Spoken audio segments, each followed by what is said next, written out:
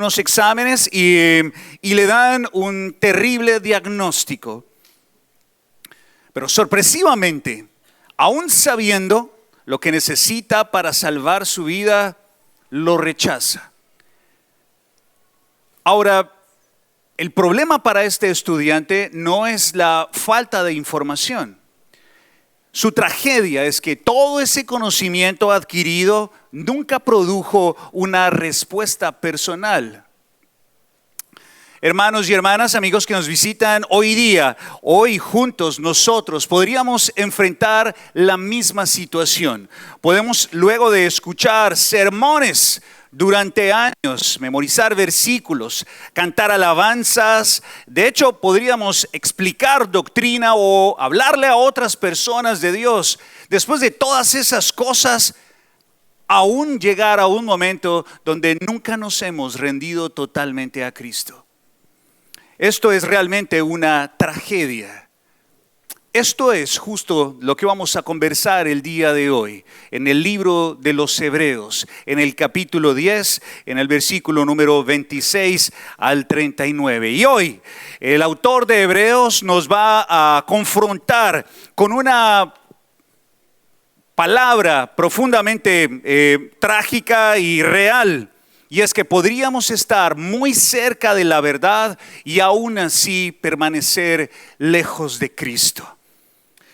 Así se titula el mensaje del día de hoy, la tragedia del conocimiento sin conversión. Es de lo que vamos a estar conversando y leyendo en la palabra el día de hoy. Así que les invito a que tengamos un momento para orar, para llevar nuestras mentes, nuestros corazones a la palabra y prepararnos para lo que la palabra nos va a hablar en esta mañana.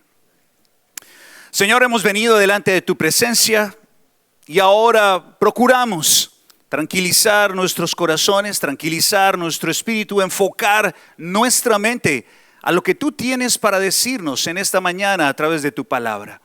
Oramos, Dios mío, con humildad, con sencillez, que nos proveas de entendimiento, que ilumines, Padre, aquellos entendimientos que tenemos de tu palabra, aquellas cosas que hay en nuestro corazón que quizás aún no hemos rendido, inclusive nuestra propia vida, Señor. Gracias por esta mañana, gracias por cada persona que ha venido hoy. Encomendamos, Dios mío, la vida de aquellos que están pasando un momento difícil de salud o en su vida personal, como Norman, como Carlos Nájera, Señor, como Elifas La Parra, Señor. A todos ellos los ponemos en tus manos, Dios. Oramos por Josué, Señor, por su salud. Y oramos para que en esta mañana tú traigas sanidad a nuestros corazones y a sus vidas. En el nombre de Jesús. Amén. Bueno, ciertamente, mis queridos hermanos y hermanas, amigos que nos visitan hoy llegamos a la conclusión de un largo estudio, una profunda exposición sobre la identidad de Jesús. Prácticamente es el centro de estos primeros 10 capítulos que vamos a concluir el día de hoy. Durante semanas y de hecho meses hemos estado conversando acerca del rol magnífico de Jesucristo. La palabra nos ha iluminado cómo Jesús es revelado como Señor y Salvador, como superior, muy superior a las figuras destellantes del judaísmo, y me estoy refiriendo a Moisés, a Melquisedec, y podríamos incluir también allí a los ángeles, que para algunos en aquel tiempo eran objeto de adoración. Hemos visto que Jesucristo va a venir o ha venido ya a suplir aquello que la ley jamás pudo lograr, que era alcanzar el perdón total para todo el mundo. Eso es lo que Jesús va a hacer. Dios mismo lo ha traído, lo ha puesto como una pieza clave, no solo para proveer esa parte que era incapaz de cumplir la ley, sino también para establecer un nuevo pacto, un nuevo arreglo, un nuevo compromiso para toda la humanidad. Y de esa misma manera, construir un pueblo preparado para sí mismo. Y así una nueva comunidad de creyentes va a ser su familia. Ahora llegamos a los últimos 13 versículos de este capítulo. Y esto es fantástico porque desde el capítulo 1, como les acabo de mencionar, hemos recorrido todos estos temas y hemos llegado ya hasta el capítulo número 10. Y estos últimos 13 versículos nos van a llevar ya a la conclusión del libro.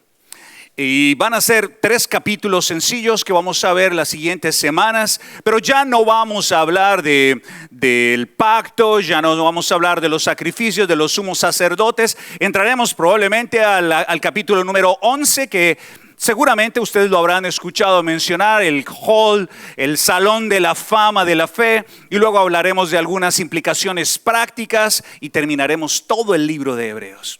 Así que este trozo que vamos a hablar hoy es absolutamente importante porque nos brinda una transición entre todo este bagaje y contexto teológico para llevarnos a una parte muy. Y ahora debo hacerles una pregunta. ¿Alguien vino a escuchar la palabra de Dios hoy? Ok, debo decirlo porque a veces la palabra de Dios nos consuela, a veces la palabra de Dios nos alienta y otras veces nos instruye o nos enseña. Pero en una oportunidad como esta, la palabra de Dios nos va a advertir. Nos va a advertir y nos va a exhortar. Y lo vamos a leer juntos y se van a dar cuenta que no es la gravedad que el predicador le da al texto, es el texto mismo el que nos está colocando un desafío, nos está confrontando a todos nosotros, cristianos y no cristianos. Así que les quiero invitar a que vayamos al texto que vamos a dividir en 2 trozos. El primer trozo va a ser entre los versículos 26 al 31 y hablaremos de muy cerca de Cristo, pero muy lejos de Él. Y número 2, hablaremos del llamado a perseverar en los últimos versículos de este capítulo. Entonces, abriendo sus Biblias, por favor, si me acompañan allí al capítulo número 10 de Hebreos, en el versículo 26 al 31. Voy a leer el texto para ustedes y voy a ir despacio para que ustedes lo piensen, lo mediten. Dice la palabra del Señor, el versículo 26. Porque si continuamos pecando deliberadamente después de haber recibido el conocimiento de la verdad, ya no queda sacrificio alguno por los pecados, sino cierta horrenda expectación de juicio y la furia de un fuego que ha de consumir a los adversarios. Cualquiera que viola la ley de Moisés muere sin misericordia por el testimonio de 2 o 3 testigos. ¿Cuánto mayor castigo pensáis que merecerá el que ha hollado bajo sus pies al Hijo de Dios y ha tenido por inmunda la sangre del pacto por la cual fue santificado y ha ultrajado al Espíritu de gracia? Pues conocemos al que dijo, mía es la venganza, yo pagaré. Y otra vez el Señor juzgará a su pueblo. Horrenda cosa es caer en manos del Dios vivo.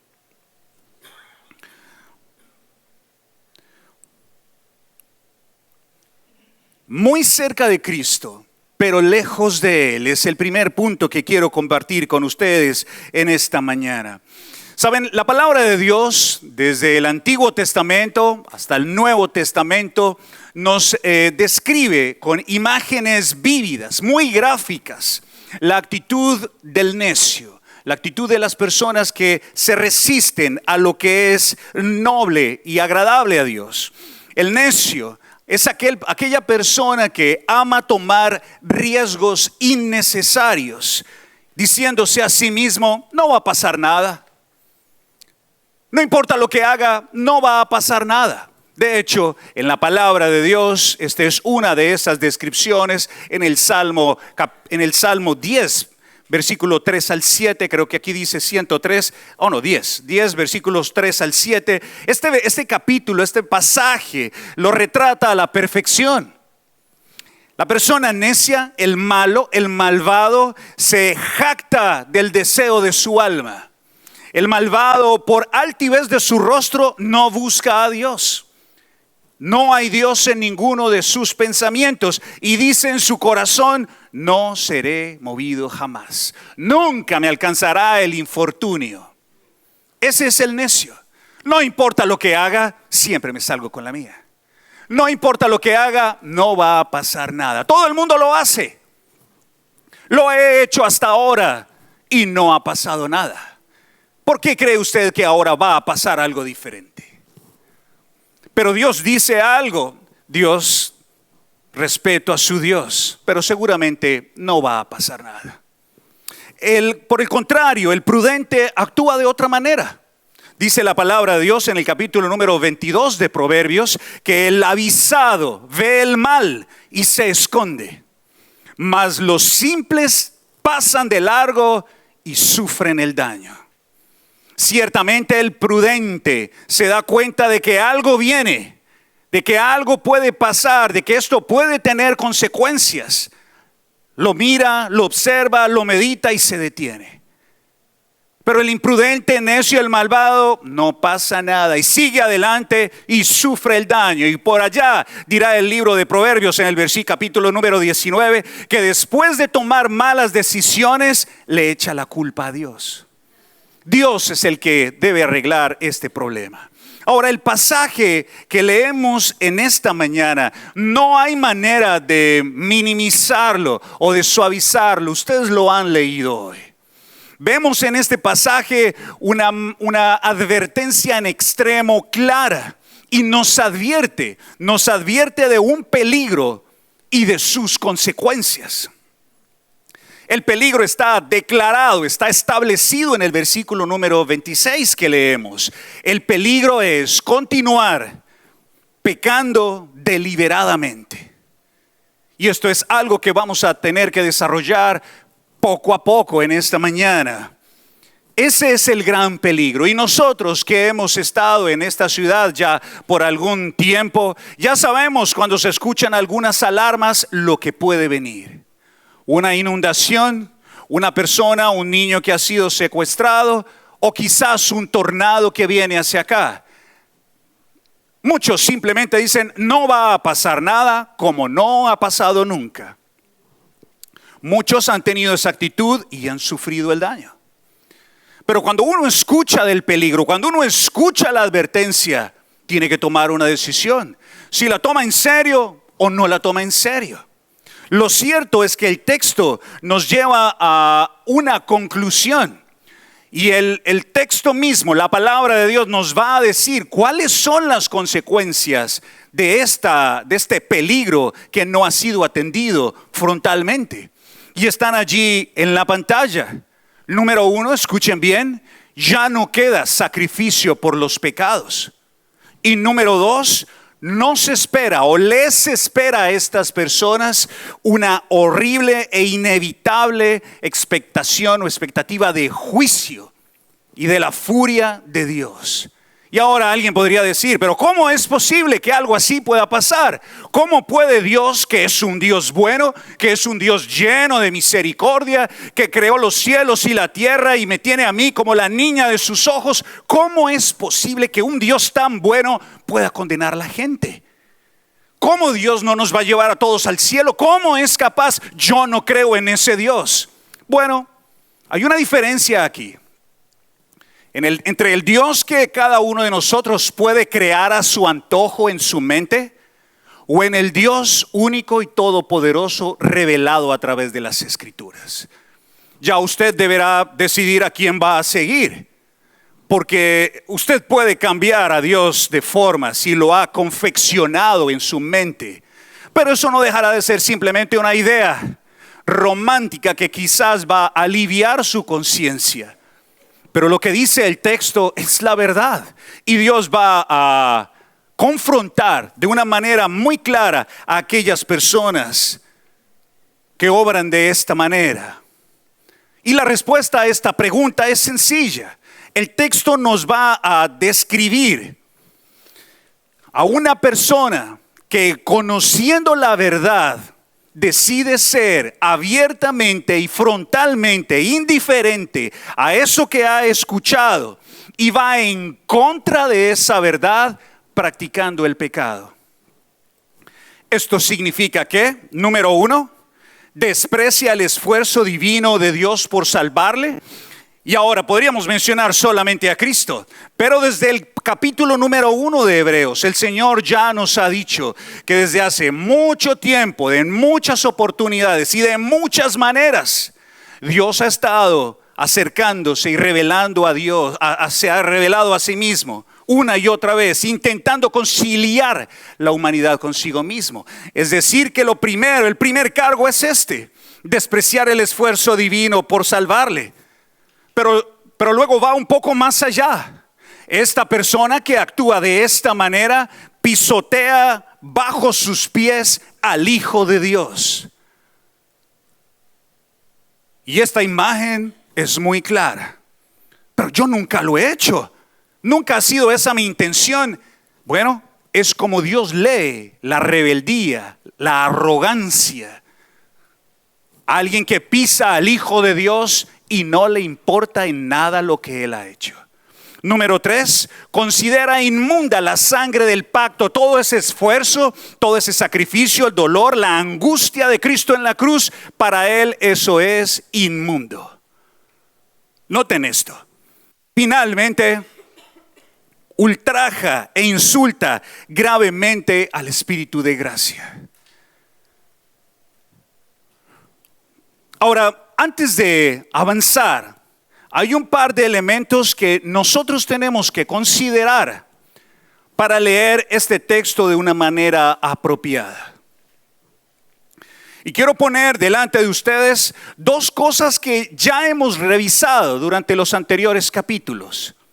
Número 1, en Hebreos capítulo 7 nos va a decir el texto, en Hebreos capítulo 10 nos va a mencionar el texto también, algo muy importante. Dice la palabra, pero Cristo, habiendo ofrecido una vez para siempre un solo sacrificio por los pecados, se ha sentado a la diestra de Dios. De ahí en adelante, esperando hasta que sus enemigos sean puestos por estrado de sus pies. Porque con una sola ofrenda hizo perfectos para siempre a los santificados. Ahora, quiero dirigirme hacia la idea de la totalidad y del único sacrificio de Cristo antes de entrar a este texto en 10:26. Noten esto, este pasaje que lo leímos ya nos menciona algo supremamente importante. El sacrificio de Jesús fue una sola vez, un solo sacrificio, no hay más. Esto nos indica, amigos que me están escuchando hoy, hermanos, que no hubo, no hay y no habrá otro sacrificio, otra obra, otra ofrenda, otro pacto, otra alternativa u otro camino más que Jesús. Así que, por favor, y siendo muy honesto con ustedes, por favor, no miren al futuro con esperanza de alcanzar una oportunidad adicional para arreglar o resolver su comunión con Dios, porque de acuerdo a estas escrituras no hay más. No hay más oportunidades. Es Jesús o nada. Es Jesús o nada. Número 2, debemos considerar algo muy importante. Dice la palabra aquí, unos versículos más adelante, el versículo 17 al 18. Y nunca más me acordaré de sus pecados y transgresiones. Pues donde hay remisión de estos, no hay más ofrenda por el pecado. Ahora, lo que nos dice este texto es algo importante, muy importante, que debemos tener en cuenta.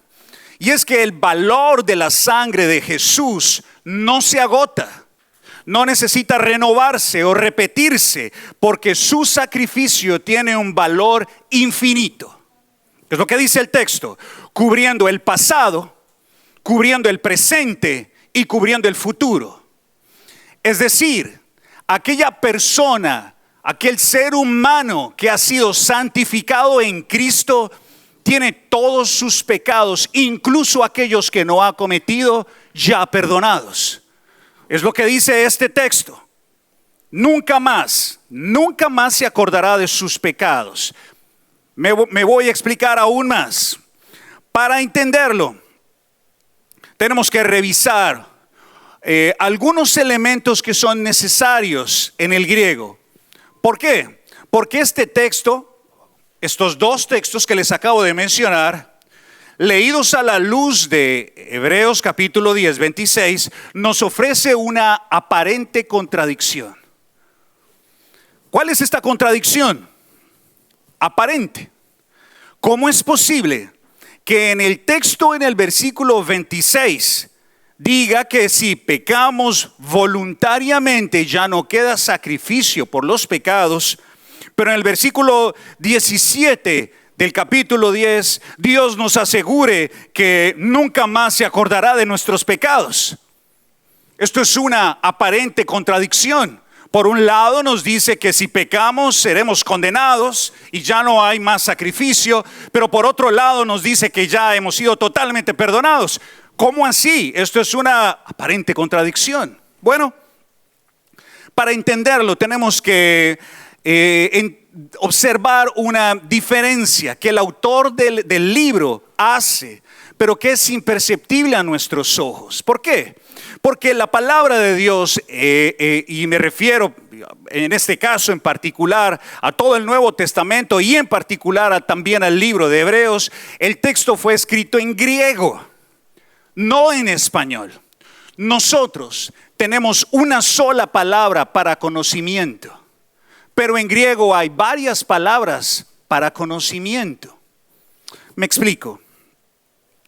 La palabra usada en Hebreos capítulo 10, versículo 26 para el conocimiento de la verdad, que lo he colocado acá arriba, porque si continuamos pecando deliberadamente después de haber recibido el conocimiento de la verdad, es una palabra muy particular. Es la palabra epignosis. Esta palabra epignosis nos trae a la mente la idea de alguien que está completamente informado, alguien que tiene una explicación completa de todo, de una doctrina o de una instrucción en particular.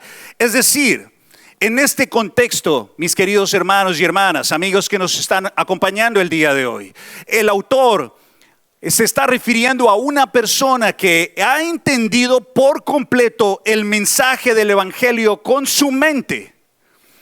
Ha procesado los datos, ha procesado la teología, sabe exactamente quién es Jesús, sabe qué ha hecho, sabe lo del antiguo pacto, sabe lo del nuevo pacto, sabe lo del perdón, sabe que Jesús fue sacrificado por él en la cruz, sabe todo. Y aún así, con una mente lúcida, decide darle la espalda a lo que ya sabe y continuar con su vida de pecado. ¿Tiene sentido esto?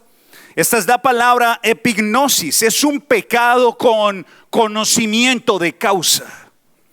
Esa persona decide pecar y continuar haciéndolo.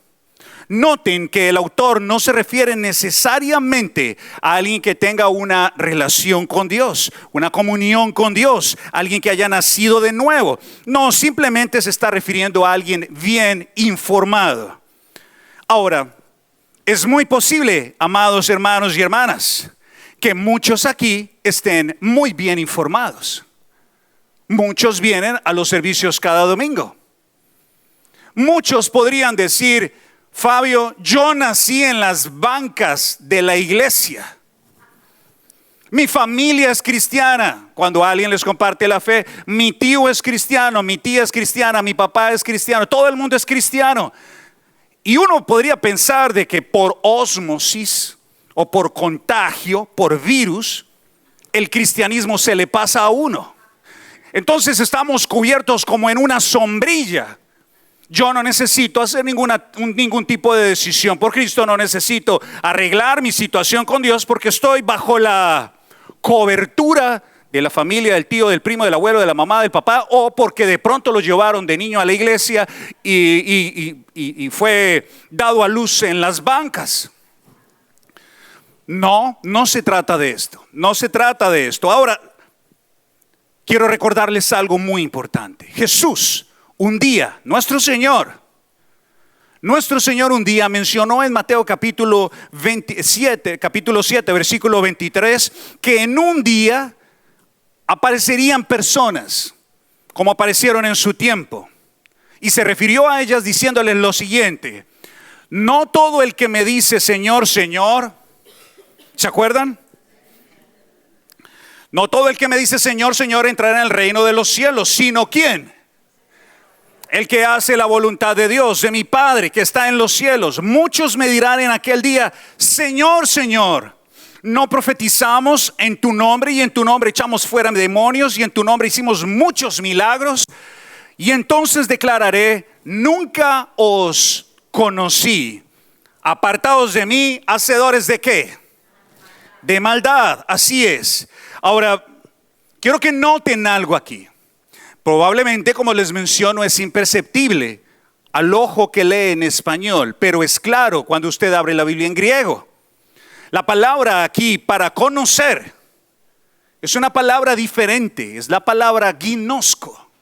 La palabra ginosko es una palabra que en el imaginario hebreo implica comunión, relación, intimidad. Es el mismo verbo usado en Mateo capítulo 1, versículo 25 para referirse a la unión matrimonial, a la unión sexual. Entonces tenemos aquí una diferencia, la palabra ginosko y la palabra epignosis. Jesús se está refiriendo a alguien que tiene una relación viva con Él. Una relación muy cercana, una relación que transforma el corazón, una relación de caminar a diario con Él. Por eso Jesús no les dice a ellos: caballeros, yo a ustedes no los conozco. No tenemos una amistad usted y yo. Usted no sabe quién soy yo. Usted no tiene una amistad conmigo. Usted no tiene una relación conmigo. Yo no soy su Señor. De pronto usted sabe de mí porque tiene la capacidad de hablar en mi nombre y hacer cosas para que salgan fuera demonios y milagros. Pero una cosa muy diferente es que usted tenga una relación conmigo. Es lo que dice el Señor. Ahora, Jesús y los apóstoles apelan a este término, hermanos, muchas veces. Y les voy a decir que más de 140 veces en el Nuevo Testamento aparece esta palabra relacionada con una relación profunda. Es la palabra que el Señor utiliza en Juan capítulo 17, versículo 3. Y esta es la vida eterna, que te conozcan a ti. ¿Recuerdan ese texto? Y esta es la vida eterna, que tú ginosko a Dios, que tú lo conozcas de cerca. Es un conocimiento experiencial, no es una retahíla de palabras en la mente, no es un conocimiento teórico, es algo de vida, de experiencia. Ahora, la advertencia en Hebreos es en extremo grave, porque se puede tener la mente llena de la verdad teórica, que es epignosis, y estar completamente vacío de una relación íntima y salvadora con Jesús, ginosko. Ahora, esto es muy difícil, porque uno podría decir, pero ¿cómo así? ¿No es acaso suficiente saber de Dios, conocer de Dios? La respuesta es no. Necesitamos una comunión con Cristo. Necesitamos una relación con Dios, y no solamente hecha a su manera, una relación de acuerdo a lo que Él desea de usted, porque Él es Dios y nosotros somos las criaturas. Ahora, aquí debemos hacer una distinción, y voy a entrar a un tema que nos va a iluminar un poco más este texto. Es una distinción tenue a los ojos humanos, pero no lo es a los ojos de Dios. Una cosa es caer en pecado y otra cosa es muy diferente, es practicar el pecado. ¿Tiene sentido esto? Ahora, todos nosotros, y quiero que piensen en esto, en esto que está ahí en la pantalla, porque nos va a ayudar con el versículo que acabamos de leer. Estas personas están pecando deliberadamente. Pero hay una realidad. Todos los seres humanos pecan. ¿Es correcto o no? Todos nosotros pecamos. Así que de una u otra manera, todos nosotros vamos a equivocarnos, vamos a ofender a Dios. Alguien podría decir, bueno, yo no peco tanto. Amigo, si usted dice que no tiene pecado, ya está en problemas. Porque dice la palabra que quien dice que no tiene pecado, hace a Dios mentiroso. Y te puedo asegurar que Dios no es mentiroso. Todos nosotros, por palabra, por omisión, por acción, alguna cosa hacemos que se distancia de la santidad de Dios. Ahora, todos nosotros pecamos. Y ahí en la pantalla ustedes pueden ver miriadas de caras, porque todos nosotros estamos allí. Esa es la humanidad. De una u otra manera, estamos allí. Pero dentro de toda esa humanidad tenemos que distinguir dos grupos. Por un lado tenemos el grupo de los redimidos y por otro lado tenemos el grupo de los no redimidos. Piense usted en cuál está. Piénselo y piense en qué le respondería Jesús. No a usted, a usted mismo. ¿Qué le diría Dios a usted esta mañana? Por un lado tenemos a los redimidos. De toda esa multitud de humanidad que nosotros tenemos, hay dos grupos. Los redimidos están por un lado.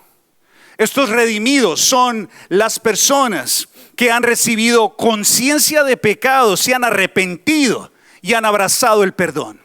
Han entrado en un conocimiento relacional, pero sobre todo vivencial con Jesús, gnosco. El Espíritu Santo le ha sido concedido, ellos han sido sellados por Él y en consecuencia y por su relación con Dios y por la presencia del Espíritu Santo en sus vidas, estas personas, estos redimidos, y quizás usted está en este grupo, estas personas aborrecen el pecado, luchan contra él, se apartan, no lo excusan, no lo justifican, no les causa alegría, sino pena. Les duele en el corazón, no les llena de orgullo el pecado, sino vergüenza. Estas personas cuando pecan, se arrepienten y piden perdón a Dios. Quizás lo hacen todos los días, como su servidor. Todos los días, hermanos y hermanas. Todos los días yo peco y todos los días le pido perdón a Dios y todos los días, probablemente muchas veces en la semana, peco con las mismas cosas y una y otra vez tengo que decirle a Dios, Dios mío, volví a hacer lo que aborrezco, pero este soy yo, Dios, perdóname otra vez, me voy a esforzar por no hacerlo de nuevo. Eso es alguien que peca pero no vive en el pecado, aborrece lo que es. Y les puedo asegurar que muchas de las cosas que habitan en mí las aborrezco. Y le digo muchas veces a Dios, Dios mío, arráncame esto. Pero quizás me van a tener que acompañar estas cosas hasta la tumba. Pero por otro lado está el grupo de los no redimidos. El grupo de los no redimidos es un grupo de personas que pueden o no pueden conocer a Jesús. De pronto lo han conocido de oídas, de pronto pueden estar conscientes o no de quién es Dios, pero ello no indica que hayan abrazado genuinamente a Cristo. Por eso, cuando pecan, probablemente se incomodan, sienten algo de escozor. Hombre, no debía haber hecho esto, pero no lo aborrecen. No luchan, no se apartan contra él. Muchos por el contrario lo excusan. Oh, yo mentí, sí, pero es por esto. Oh, esto no está mal. ¿Y por qué no está mal? Bueno, no creo que esté tan mal. Muy bien, entonces tú eres Dios y tú eres el que decide qué está bien y qué está mal. Pero el problema aquí es que Dios solo hay uno. No comparte su gloria con nadie y ninguna de sus palabras, queridos amigos, están en las Escrituras. Así que si sus palabras y sus pensamientos, sus conclusiones no están en el texto bíblico, sus palabras carecen de valor alguno y no los van a justificar delante de Dios. Así que Hebreos nos habla de alguien que está en el segundo grupo. Alguien que frecuenta probablemente una comunidad, la comunidad de Hebreos capítulo 10. Esta persona frecuenta la comunidad, conoce racionalmente, ha escuchado. Puede ir a retiros, puede ir a alabar, puede hacer muchas cosas, pero no ha entregado su vida a Cristo, no tiene una relación con Él, simpatiza. Y les puedo asegurar, hermanos y hermanas, que hay muchos simpatizantes en las iglesias. Y hay muchos pastores simpatizantes en las iglesias, que cuando llega la oportunidad toman provecho de las ovejas y desaparecen y vuelven a empezar. Pero ese no es mi asunto. Mi asunto es preocuparme por mi propia vida y anunciarles este mensaje para que ustedes lo consideren. Parece ser, hermanos, que habían de estas personas en la iglesia que sabían que estaban haciendo algo que les estaban asistiendo, conocían, estaban bien informadas, pero estaban viviendo una vida paralela que no agradaba a Dios.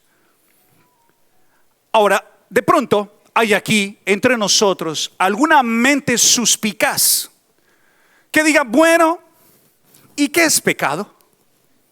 ¿Qué es pecado? De pronto, nunca me han explicado qué es pecado. Bueno, te lo voy a explicar brevemente. Después usted, si quiere, nos reunimos entre semana y le leo un par de escrituras más. Pecado, podría preguntar a alguien, y aunque podríamos utilizar una definición desde el griego, hablando de fallar en el blanco, en fin, de varias palabras, podemos reducirlo a algo muy sencillo. Pecado es en esencia todo aquello ajeno a la santidad y la identidad de Dios, la cual vemos plenamente manifestada en Cristo Jesús. Esta es una definición amplia. Si usted se encuentra haciendo algo que no refleja a Cristo, eso es incorrecto. Si usted hace algo que no está a la altura del varón perfecto, eso es pecado. Ahora, si usted quiere una respuesta más específica, le voy a leer un pasaje que está aquí en 1 Corintios capítulo 6 versículos 9 al 11. Dice la palabra, escuchen bien. ¿O no sabéis que los injustos no heredarán el reino de Dios? No se dejen engañar, ni los inmorales, ni los idólatras, ni los adúlteros, ni los afeminados, ni los homosexuales o sodomitas, si alguien quiere entrar en temas de griego, ni los ladrones, ni los avaros, ni los borrachos, ni los difamadores, ni los estafadores heredarán el reino de Dios. Y esto era lo que eran algunos de ustedes, es lo que dice el texto. Pero fueron lavados, pero fueron santificados, fueron justificados por el nombre del Señor Jesucristo y en el Espíritu de nuestro Dios. Yo hago parte de esta lista, yo hacía parte de esta lista. Muchas de estas cosas describen perfectamente mi vida, hasta que Dios me encontró en el camino y me rescató, y ahora está este siervo delante de ustedes. Obra mía, por mis méritos, por la misericordia de Dios. Entonces, antes de avanzar, por favor piense, ¿de dónde lo sacó Dios? Fue la pregunta que nos hicieron hace un rato. ¿Dónde estaríamos si Dios no nos hubiera tomado? Quizás presos en la inmoralidad, quizás estaríamos presos en el alcohol, estaríamos divorciados, nos hubiéramos casado. ¿Qué hubiera sido de nuestras vidas sin Dios? Ahora, hermanos y hermanas, pretender acercarse con solamente información bíblica, mientras que se vive como si uno tuviera autoridad para definir lo que es el bien y el mal, es una tragedia espiritual. Estas personas tienen un grave problema, las personas de Hebreos 10, y probablemente usted que me está escuchando hoy, si no hace parte de los redimidos. Si conocen a Cristo, al menos de oídas.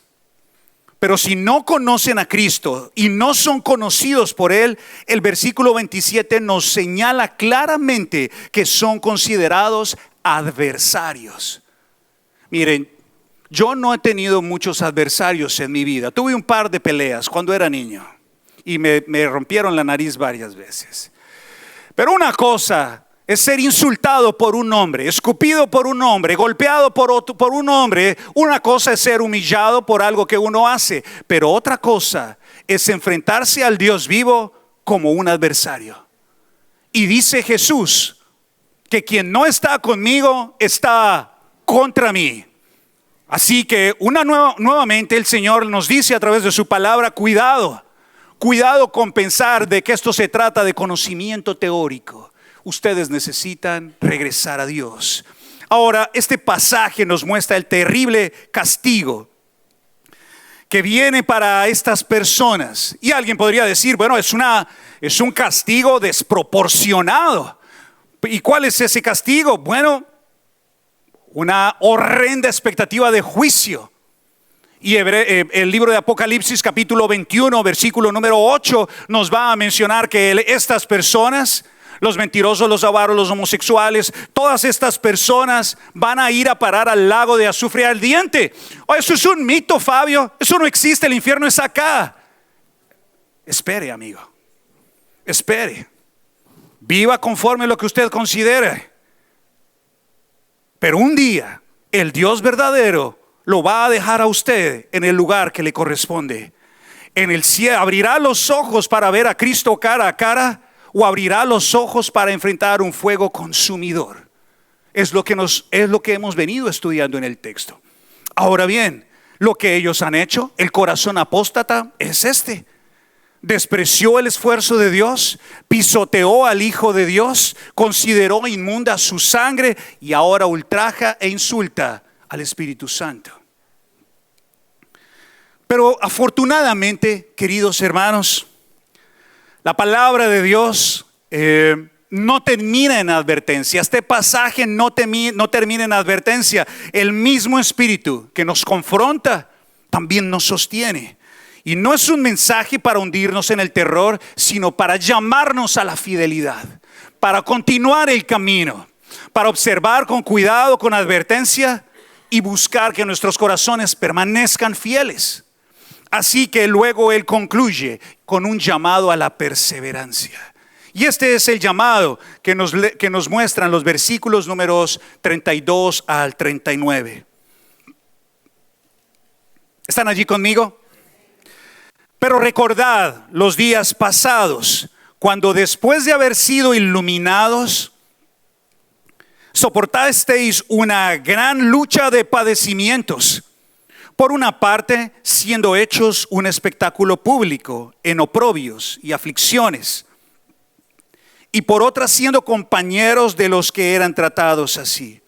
Porque tuvisteis compasión de los prisioneros y aceptasteis con gozo el despojo de vuestros bienes, sabiendo que tenéis para vosotros mismos una mejor y más duradera posesión.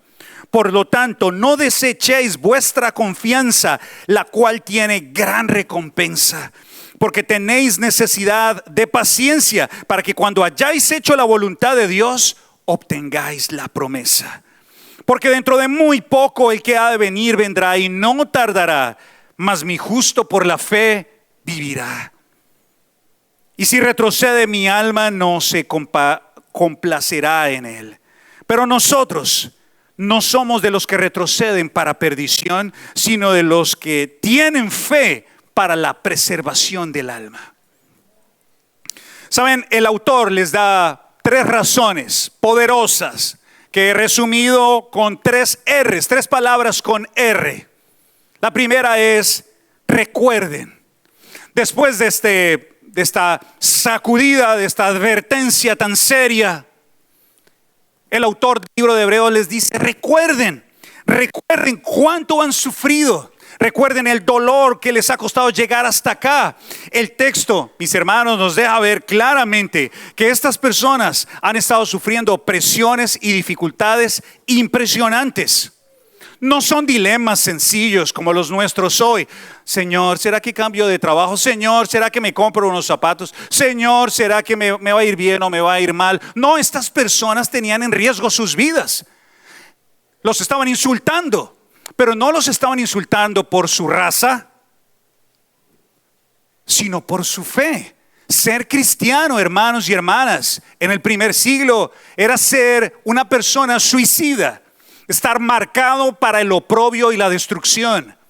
Hermanos, durante el primer siglo, quizás entre los años 54 en adelante, si usted era cristiano y era delatado por una persona, esa persona recibía premio y usted iba a los leones. Lo mejor era no ser cristiano, mantenerse a distancia, porque usted iba a ir a parar a los leones, o quizás lo empalarían y lo pondrían en la calle para iluminar la calle. O amarrarían unas pieles de animal, de cordero o de oveja y lo pondrían a correr para que los perros lo persigan y lo destruyan. Eso era ser cristiano en el primer siglo. Y el autor les está diciendo, no olviden lo que han sufrido. No olviden lo difícil que ha sido llegar hasta acá. Recuerden y permanezcan firmes. Y el autor dice, recuerdo que ustedes hasta sus bienes se han dejado quitar. Con gozo por el nombre del Señor. Número 2, resistan. Toda tensión prolongada termina desgastando los materiales. Si la pintura se desvanece bajo el sol, las tensiones emocionales lo agotan a uno. Todo sucede bajo la presión constante. La naturaleza nos da múltiples ejemplos de esto. Por eso el autor les dice, no cedan, no desechen por causa de las circunstancias actuales. El desánimo es el peligro del camino, la tensión continua por las circunstancias. Yo sé que aquí hay hermanos y hermanas, todos nosotros probablemente nos vemos agobiados por las situaciones que estamos viviendo como comunidad. Nos agotamos, quizás ya no queremos ni siquiera escuchar noticias, quizás salimos y estamos pensando en miedo. ¿Cuándo? ¿Cuándo será? Y si pasa, ¿qué va a pasar? La vida nos puede agotar, las circunstancias nos pueden agotar, nos pueden llevar a pensar, no vale la pena seguir. ¿Para qué estoy perdiendo mi tiempo? El autor de Hebreos les dice a estas personas, no cedan, no den marcha atrás, resistan, manténganse fieles, porque Dios no nos va a decepcionar. Y finalmente dice, revelen su identidad. Saben, al final nosotros sabremos con el tiempo, a partir del comportamiento de la vida, de los frutos que nos dan nuestras vidas, si realmente éramos redimidos o no redimidos. Dice la palabra que el justo por la fe vivirá. El justo no da marcha atrás. El justo prevalece. El justo se mantiene. El justo lucha. Ahora, ¿esto qué quiere decir? Que ninguno de nosotros podría pasar por un momento de angustia, de soledad, de tristeza, de depresión y alejarse del reino. No creo. No creo que es lo que quiera decir. Lo que quiero decir es que a pesar de las circunstancias, el justo va a permanecer, va a perseverar, va a luchar. Quizás como algunos de nosotros caeremos, nos romperemos la nariz, las rodillas, andaremos quizás llenos de moretones por todos lados de esta lucha difícil contra nuestra propia carne, pero hemos encontrado al Salvador y no lo vamos a soltar porque Él nos ha dado una vida nueva. Concluyo, mis hermanos, diciéndoles algo, que hoy vivimos una tragedia, porque muchas personas están llenas de conocimiento, pero aún no se han convertido. Concluyo diciéndoles esta advertencia, por favor, si usted está aquí, por favor, considérelo. No juegue con el Señor, no juegue con la fe, como lo ven ustedes. Esto no se trata de una religión fría. Horrenda cosa es caer en manos del Dios viviente. Ahora nosotros tenemos una relación con Dios. Quizás usted está buscando esa relación con Dios. Este es el momento para tomar esa decisión, arrepentirse, depositar su fe en Cristo y permanecer, prevalecer. Así su corazón le diga, no, no vale la pena, usted probablemente va a tener que obligar su corazón a obedecer. Al examinar su corazón en esta mañana, ¿dónde se ubicaría usted? ¿Es usted de los que está bien informado? ¿O es usted de los que realmente conocen a su Salvador? Jesús un día nos dijo, mis ovejas me conocen, escuchan mi voz y me siguen. Si usted es una oveja del Señor, escúchelo y sígalo. No retrocedan, porque aquel que ha de venir vendrá y no tardará. Nosotros no somos de los que retrocedemos para perdición, sino de los que tenemos fe para preservación del alma. Oremos.